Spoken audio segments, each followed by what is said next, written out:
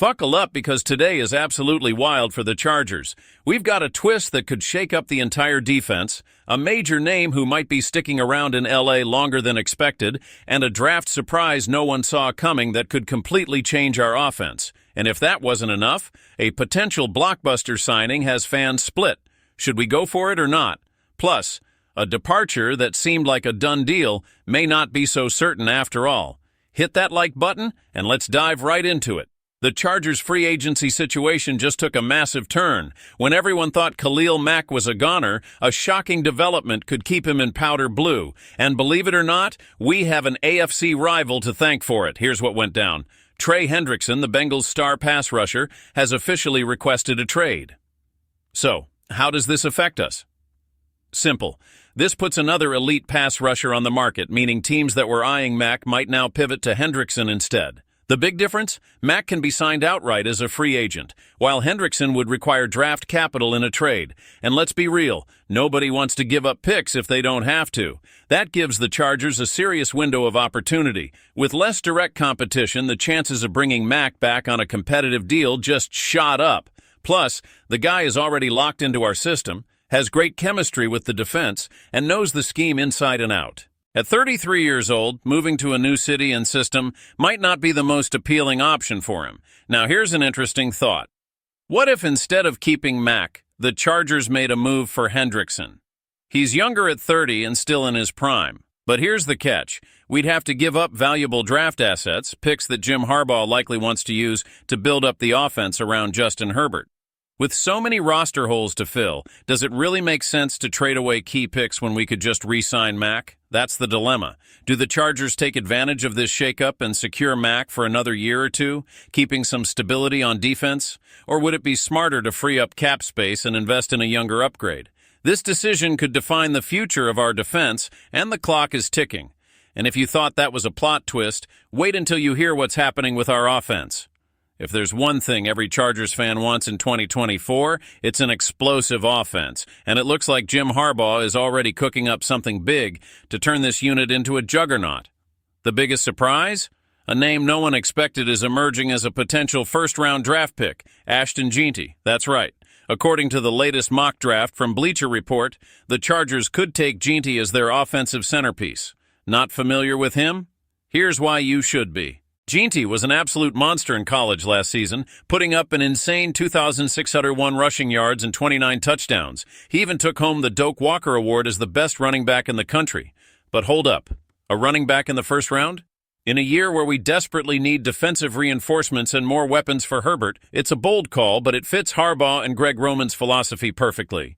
These guys love a power run game. Just look at how it worked for the Ravens and 49ers. And this raises a huge question. If the Chargers draft Jeanty, does that mean J.K. Dobbins is done? The veteran had a solid year, but injuries are always a concern. Is it time to move on and bring in fresh legs? On top of that, this same mock draft has the Chargers beefing up their defense and O-line in later rounds. In the second round, they're projected to take Arkansas pass rusher Landon Jackson, and in the third, Ohio State center Seth McLaughlin to help protect Herbert. So the vision seems clear: build a tough, physical run-first offense and a solid defense. But is using a first-round pick on a running back really the best move? Or should the Chargers be prioritizing a big-time wide receiver to give Herbert more weapons? And if you thought that draft choice was controversial, wait until you hear this next one. We've got a massive name in free agency who could be a game-changer for our backfield. The Chargers are facing a make-or-break decision. Should they go after Nick Chubb? His name sparks excitement, but also a lot of debate. So, let's break it down. Chubb is one of the most dominant running backs in the NFL. A four-time Pro Bowler, he carried the Browns' offense for years with his elite rushing ability. But here's the concern: his devastating knee injury in 2023. He returned to the field, but he didn't quite look like his old self. So, is he worth the gamble? The contract numbers are actually pretty reasonable. According to SpotRack, Chubb's market value is around $3 million for a one-year deal. If he can get back to even 80% of his former self, that's an absolute steal. And in a Harbaugh-Greg Roman offense that loves smash-mouth football, he could be a perfect fit. But here's the issue. The Chargers need to figure out what to do with J.K. Dobbins. The guy has talent, but he's missed a ton of games due to injuries. Do we keep betting on him, or is Chubb the smarter gamble despite the injury risk? One more factor. What happens in the draft?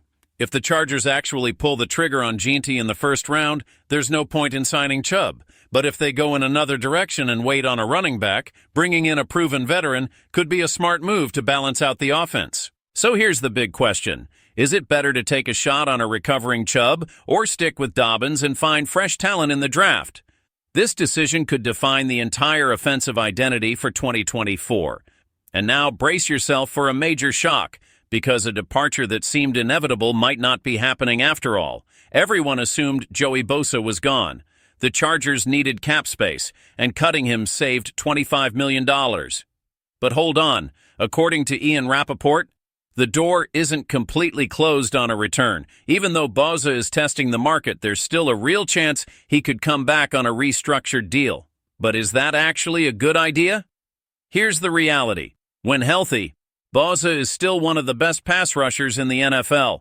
But that's the key phrase, when healthy. Over the past 2 seasons, he's missed more games than he's played. And we've seen firsthand how much trouble the Chargers have had with investing in injury-prone stars. Things get even trickier when you consider Khalil Mack's situation. If both Bosa and Mack leave, our defense suddenly has a massive void to fill. And under Harbaugh, who loves physical, aggressive defenses, that could be a disaster. So what's the argument for bringing Bosa back? First off, he already knows the system and has deep ties with the team and fan base. Second, depending on how the market plays out, he might end up coming back at a much lower price. If that happens, keeping an elite talent on a team-friendly deal could be a brilliant move. But if another team, like the 49ers, where he could join his brother Nick, or the Eagles, who are in win-now mode, offers him a huge contract, that could be it for his time in LA. So the question is, should the Chargers bring back Bosa on a cheaper deal? Or is it time to move on, clear cap space, and rebuild the defense from the ground up? This offseason is absolutely insane. Mack's potential return, the shocking Ginty draft projection, the Chubb versus Dobbins debate, and now the possibility of Bosa staying? Every one of these decisions could shape the future of the franchise. What do you think the Chargers should do? Let's hear your takes in the comments, and don't forget to like, subscribe, and turn on notifications. This offseason is far from over.